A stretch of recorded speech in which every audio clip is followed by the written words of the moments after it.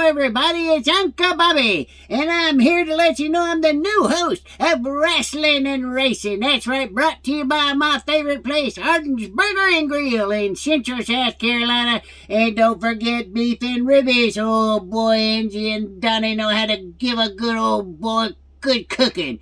And I'm brought to you also by Pepsi Cola, Upstate Physical Therapy, and Hyundai of Anderson. That's right, I got me a truck at Hyundai of Anderson, just like that boy Jay. I tell you right now, that boy, he ain't no good for this show. So me and Ref Brandon's gonna be doing this show from now on. That's right, Uncle Bobby and Ref Brandon bringing you wrestling and racing.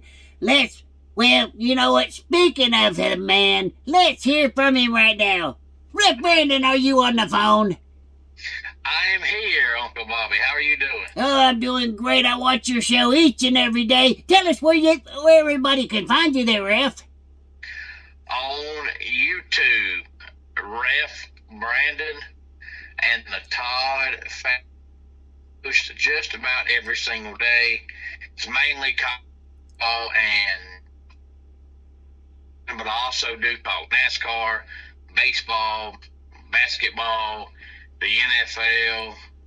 I do top 10 countdowns that sometimes aren't even about kind of sport any kind of way, but it's mainly college football. So check me out just on YouTube at Ref Brandon and the Todd family. Well, you heard him, folks. And, of course, we're brought to you, as you see the sign flashing in the background, by Greenville Sports Media. All right, Ref, let's talk what I love talking, and I know you do too, NASCAR. Who you got this year, Ref, and what do you think about this year's competition? I am very, very, very excited about the season. I said the same thing going into last year, and last year ended up being a really, really, really good year, so hopefully this year will be just as good, if not better than last year. And Daytona 500 is Sunday, but of course they'll start all the festivities on Wednesday. They have the first practice for Daytona 500 Wednesday morning at 10 a.m. Eastern time. So we're about 36 hours away from Daytona 500's first practice. And of course Thursday night will be the duels, and then we'll have the trucks on Friday, Xfinity on Saturday, and Cup on Sunday. But I think it's going to be a really good year. If I have to pick a favorite for Daytona, I'd have to pick Denny Hamlin, because it seems like Denny Hamlin just knows how to win. We don't win, but I have a feeling he will win. We have a lot of NASCAR news, though, before the season starts. They announced last week that this will be the final year that Xfinity is the primary sponsor for the second tier series that used to be the Busch Series, and now it's been Xfinity for 11 years. But they're not leaving the sport. They're going to start sponsoring next year a new thing that's going to be across all three NASCAR touring series called the NASCAR Xfinity Fastest Lap. And every truck race and every whatever the new Busch Series is called, and every Cup race, the driver that has the fastest one lap speed in that race will get one extra point. And I kind of like that, because you're rewarding drivers for going fast. That's kind of the point of racing, is to go fast, so I have no issue with that. But now they just have to find a new second tier sponsor for the used to be Busch Series and now Xfinity Series. And hopefully it won't take them long, because it's not like the Truck Series or the Cup Series and they have no sponsor. You can say, well, what about the Truck Series? What about the Cup Series? Well, in the Xfinity Series, there's no secondary name. It's just a title, and that's it. But if they have no sponsor, it's just the NASCAR secondary series. There's no name for it. So hopefully they'll find a sponsor before too long. But I'm excited about the season, but I think I picked Kyle Larson last week to win the championship, so I'll stick with that. I hope I'm wrong. I don't like Hendrick at all. I don't mind Kyle Larson. I just don't like Rick Hendrick, but I think Kyle Larson wins it this year. But last week I heard two different interviews from Hendrick drivers, and one was Kyle Larson and one was Chase Elliott. It was kind of funny because they both had completely different mindsets. Kyle Larson said he has to be less aggressive because he's hurting himself because he's driving too hard and causing himself to wreck, and he has turned his own self into a checkers or records because he's driving so hard. And Chase Elliott came out and said he has to be more aggressive because he thinks he's costing himself wins by not driving hard enough. If I've got a fifth place car, I want to make it a first place car and not be satisfied by going fifth. So you have two drivers, both drive for Hendrick, one saying be less aggressive and one saying be more aggressive. Well, you know what? That just reminds me of Jeff Gordon and Jimmy Johnson. Who gives a right rip? I tell you what, Rough Brandon, I know you want to talk about him. Go ahead and give me your Kyle Busch update. Well, I think this is going to be Kyle Busch's last year in the 8 car for Childress unless they have a really good season, because we all know that Kyle Busch likes to win. He would give up $1 million for a win because he wants to win that bad. He don't want to be out there cutting laps. He wants to win. And the 2023 season, you know, they won 3 races in the first half of the season, and I don't know what happened, but after that they just went backwards. And last year was absolutely terrible. It was awful. And this year, with it being his 3rd year of a 3-year contract, if it's as bad as it was last year, I just don't see any reason why Kyle Busch would re-sign with them. But he'll be 40 in May, so it's not his last year in the Cup Series, but I think it'll be his last year in the 8 car. If they struggle like last year, now if he goes out and wins 3-4 races and competes for a championship, he might re-sign with them. But if he does leave, you know, there could be quite a few openings next year, because I think, I'm not positive, but I think it's the last year of Austin Cindric's contract in that 2 car. And Austin Cindric hasn't done anything whatsoever. And if it is his last year in that car, if he don't do something this year, I don't think Penske's going to bring him back, because why would you? And I know for sure it's the final year of Daniel Suarez's contract in that 99 car. I would love to see Kyle Busch go in that 99 car if they choose not to re-sign Daniel Suarez. And a lot of people are saying this will be Denny Hamlin's final year. Wouldn't it be something to see Kyle Busch leave Joe Gibbs Racing and then come back to Joe Gibbs Racing in the 11 car? Because Denny Hamlin's the oldest driver in NASCAR now.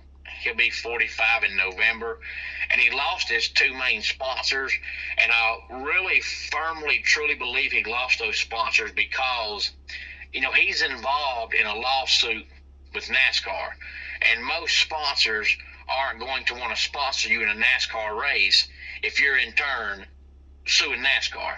So I firmly believe he lost those 2 sponsorship deals because he's involved in that lawsuit with NASCAR, and we have no idea how long that lawsuit's going to last.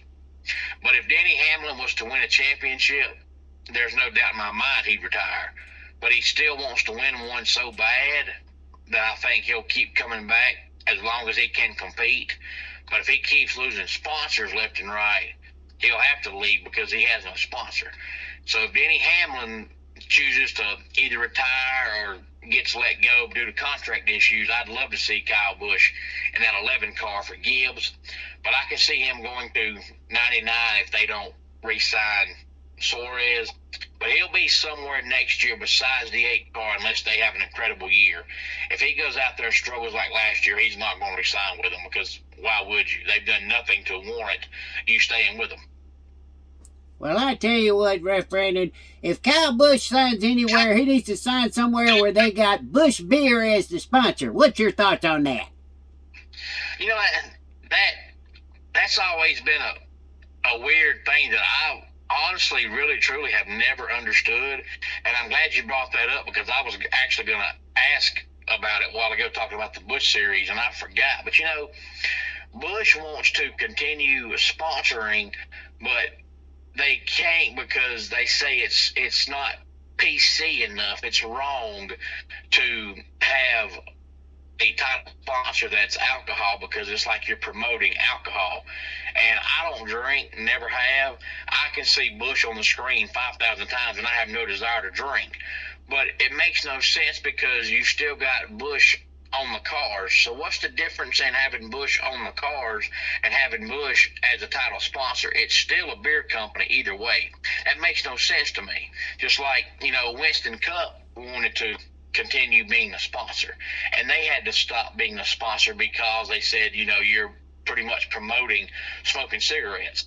But if you're going to put Bush on the car, I don't see the difference in having Bush on the car and having Bush on the screen. It's still the same company. It's still beer either way. I don't understand that. I never have understood that. Hey, people are going to drink beer whether you like it or not. People are going to smoke whether you like it or not. Might as well just be in NASCAR whether you like it or not. Just like I don't like big speedways like out in California, Kansas. Give me the little tracks. I love a small race. What's your thoughts? I do too. And, they haven't really said long term about, California. It's not on the schedule this year for the first time, and I forget how many years, but it's off the schedule this year, but they still haven't said whether they're going to go back there, in the future or not, because growing up, I never liked California. But then about a decade or so ago, they dropped the race from 500 miles down to 400 miles and repaved the racetrack, and the last few races there were actually pretty good races.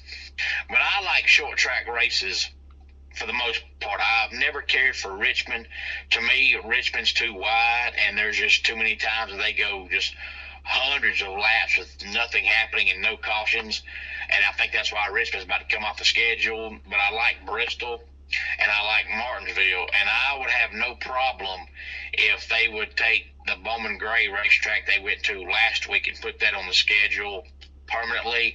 They would never do it in the regular season because it's so small. It only holds like 18,000 people. So yeah, it's going to be a sellout every time, but that's itty bitty, and you would never do that for a regular season race. But I'd be okay with them going there every year for the Clash or the All-Star race or something like that. Hey, I put North Wilkesboro back on there. They used to love to go to North Wilkesboro. Always a great race, great track, some of the best wins I've ever seen. Oh, Earnhardt and Petty a couple times really tore the place up. I want to go there. That's what I want to see. I want to see, like you said, Bristol. I love Bristol at night. I love Bristol at day. It don't matter to me. I didn't like the Bristol dirt that much, but you know what? Give me Bristol any day of the week. And they might be going to North Wilkesboro as far as, on the schedule, permanently, because, Rockingham is back on the schedule this year for the Xfinity Series, and they went there in the Truck Series in 2012, I think. But, NASCAR went back to North Wilkesboro last year for the All-Star race, and it was a huge success. So if they can go there for the All-Star race a couple more times, then it, be a huge success both times. They may add it back at a racetrack that's lost a track, whether it be California or now, Texas used to get 2 races, and now Texas only gets 1 race. And this year they're going to Mexico, but it might only be a one-time thing, and if it is, then there'll be a date there as well for a race. So I can see them possibly bringing North Wilkesboro back as long as people keep, spending money to watch it and see it. But they're also trying to expand their horizon, which is why they're going to Mexico this year. They're trying to bring in new fans, because what's happened is Formula One has become so popular in the last 5 years that NASCAR is afraid that Formula One is going to catch them in American popularity. It used to be, NASCAR was the American racing, and then Formula One was racing for, every other country. Well, now Formula One's catching on and getting more popular in America. So now NASCAR is trying to go outside of America and trying to catch some of the Formula One fans so that Formula One doesn't catch NASCAR in TV ratings in America. I don't think it will, but the one thing that helps Formula One is the races are so short that if you watch it on TV, once the race starts, it's commercial free. There is no commercials in a Formula One race. So it's easy to get people to keep watching, because there's no reason to move and leave your couch because there's never a commercial. Where NASCAR, the races are so long, you can't go 3.5 hours with no commercials. You can't do that. But what NASCAR is going to have to do is find a way to have all the full screen commercials when they're under caution. But anytime they're actually racing and there's a green flag out, they need to go to the split screen where you have the sponsor ad on one side and the race on one side, because when you keep going to full screen commercials, you're giving people a reason to turn the channel or give them a reason to get up and go outside. Whereas they got a split screen, they'll sit there because they can still see the race during the commercial. So that's the one thing that helps Formula One, but I don't want to see NASCAR condense down their races to an hour and a half, because it wouldn't be the same. That's the difference in NASCAR and Formula One. Is Formula One's an hour and a half race, NASCAR's a 3-hour race. So Formula One can afford to go commercial free because the race is so short. NASCAR can't, but you can work around it and have the split screen during the green flag and the full screen during the cautions and pit stops and things like that. I think Fox did that last year where they did the split screen on a lot of the bigger races. I remember seeing some split screens on one of them channels. Yeah, they do. They have a certain amount of split screen races per race. They normally use them, too early in the race, and by late in the race, they're out of them. Save those until late in the race, or save those until there's nothing going on, when it's, the driver has a 10-second lead. Don't go to a full screen break when you've got two cars racing side by side. That's dumb. Well, they got to make their money somehow. But Brandon, we got to hey, we've been talking so much NASCAR, we forgot there's some pro wrestling going on too. Monday Night Raw is on right now. And I don't know who Jey Uso picked. Have you heard anything? I have not. I had high school basketball tonight, and I came straight in and got ready for you and I to do our podcast, and I have not even looked, but I do know that Raw needs to pick up its ratings, because Jay and I talked a few weeks back about how I wasn't sure whether or not going to Netflix was going to hurt the ratings, because about everybody has Netflix. They said last week Raw's ratings went basically in the toilet, and it was the worst rating they've had in quite a while. So maybe I was wrong, and there's not as many people that have Netflix as I thought there was, because otherwise, if you have it and you're a wrestling fan, why would you all of a sudden stop watching if it's on a channel that you still have? So apparently Netflix must not be as popular and common as I thought it was. They said Raw's ratings last week were awful. So I know that they ain't changed the TV product, so it has to be the fact that just nobody has Netflix. So hopefully, the rating will pick back up starting tonight, because you don't want to be going into, WrestleMania season, which is where you are now, and your TV rating going down. Well, I got one thing to say to you, Brandon. Yeet! Say it again. I have one thing to say to you. Yeet! Oh, yeet. I tell you, I'm still surprised that Jey Uso won the Rumble. I'm glad he did, because nobody had that, predicted. Jay did. But Jay's never right. Jay will tell you he's right all the time. He ain't never right. Tell me about it. I know. But I tell you, I think it was good because it was a surprise. But Jay and I talked last week, and I said that, I'm glad Jay won, but I just don't see Jay as a world champion.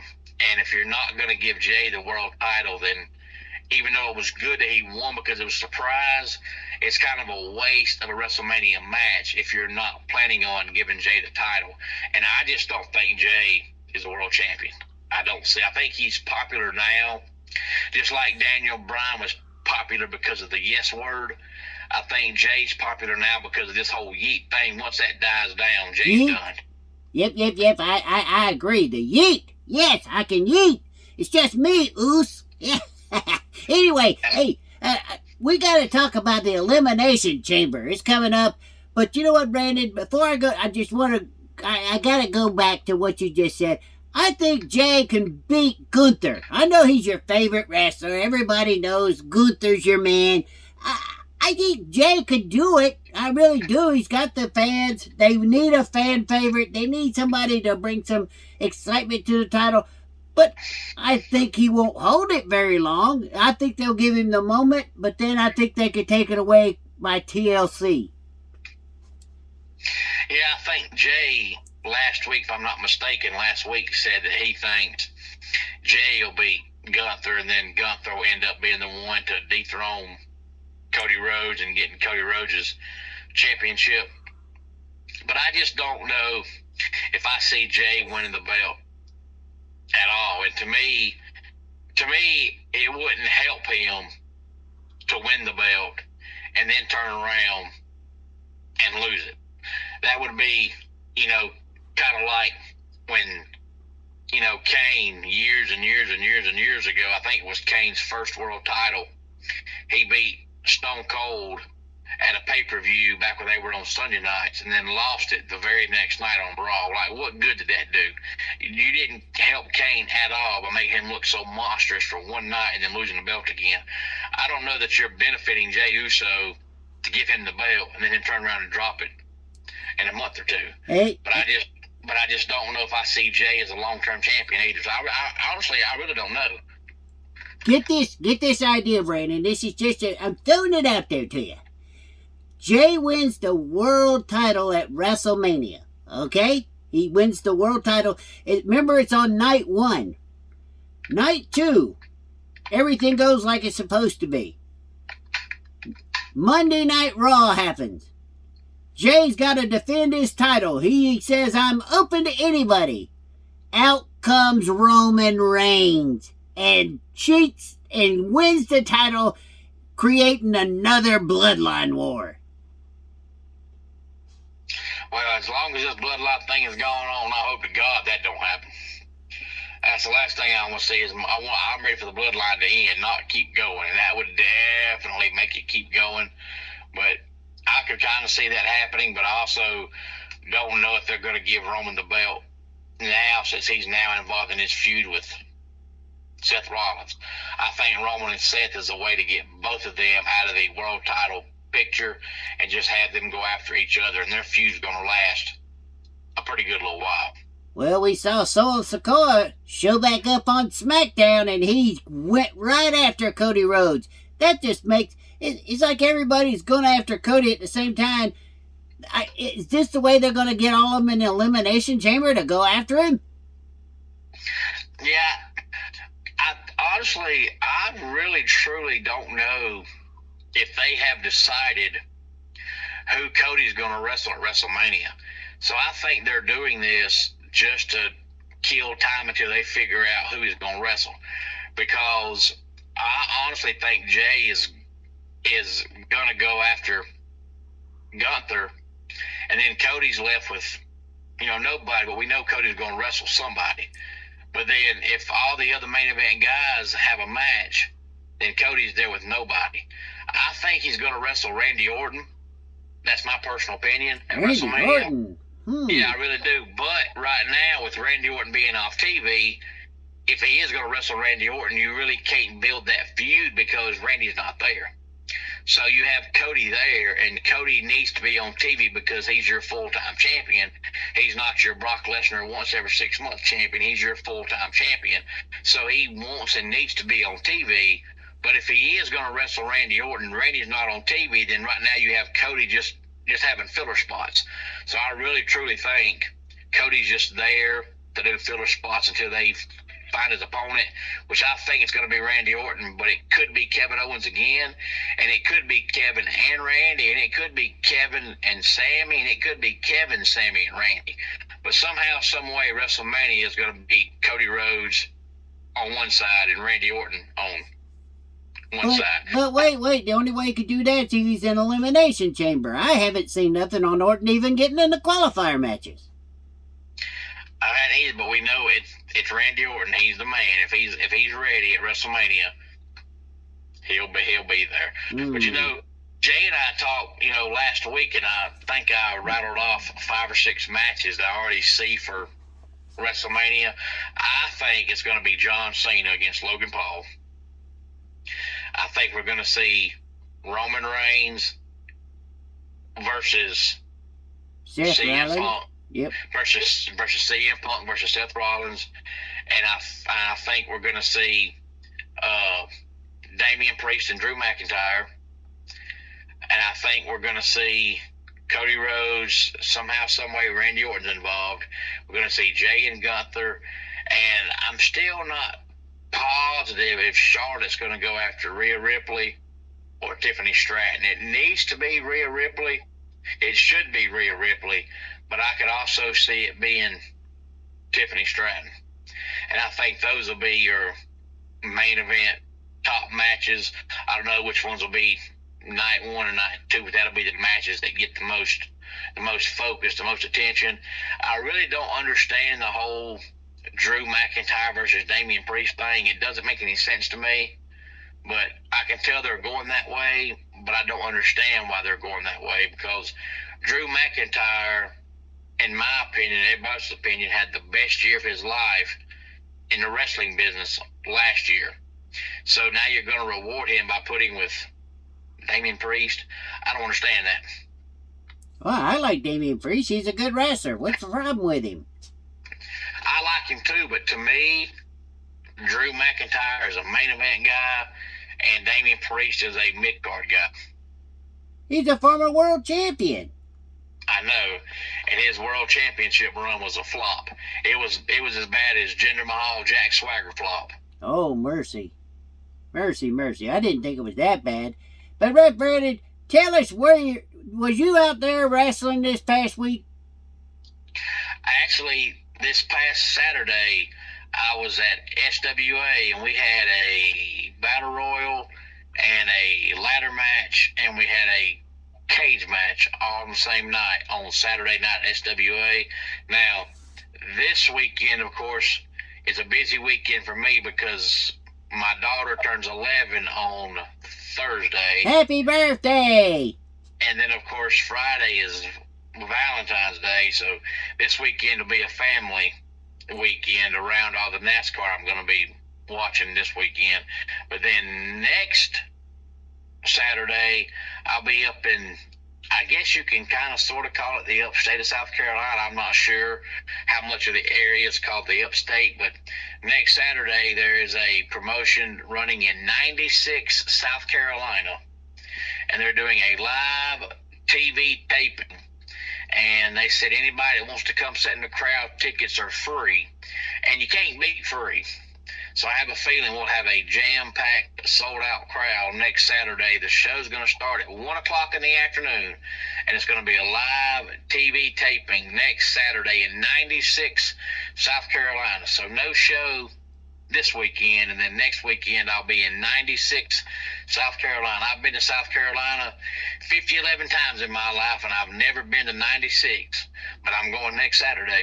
Hey, and don't forget, Brandon, to either stop on your way or on the way back at Beef and Ribbies in Westminster, South Carolina, home of the Meat and Three. Oh, Angie knows how to cook some good old food.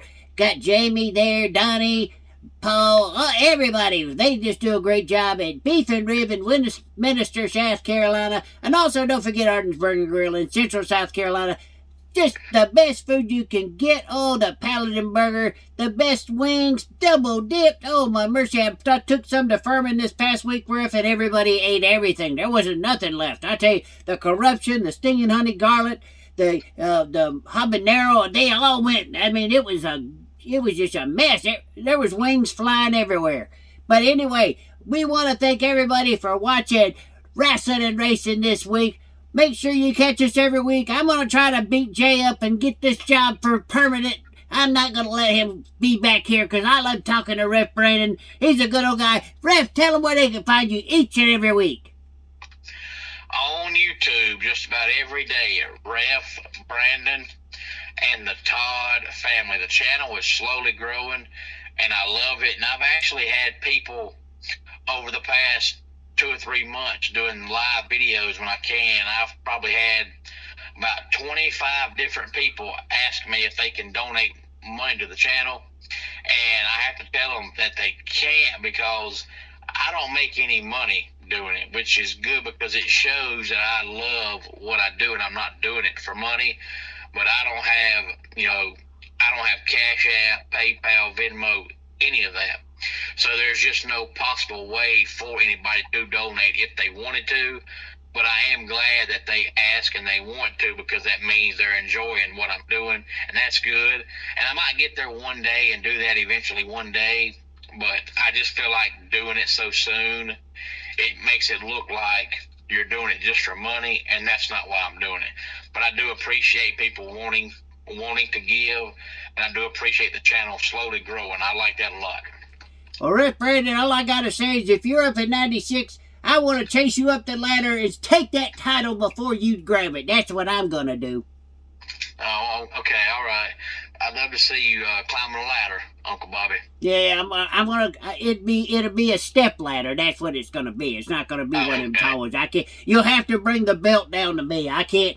After 2 steps, I act like a chicken. Whoa! Please help me out of here. I can believe that. Yep, and then the other match, oh man, it sounds like fun, that's all I can say. Free, people, it's gonna be free. There should be a line already starting. I see people camping out just to see me coming in there and taking on Ref Brandon. That's right, Uncle Bobby's challenging Ref Brandon at this show to a drink and a Coke match. That's what I'm talking about right there.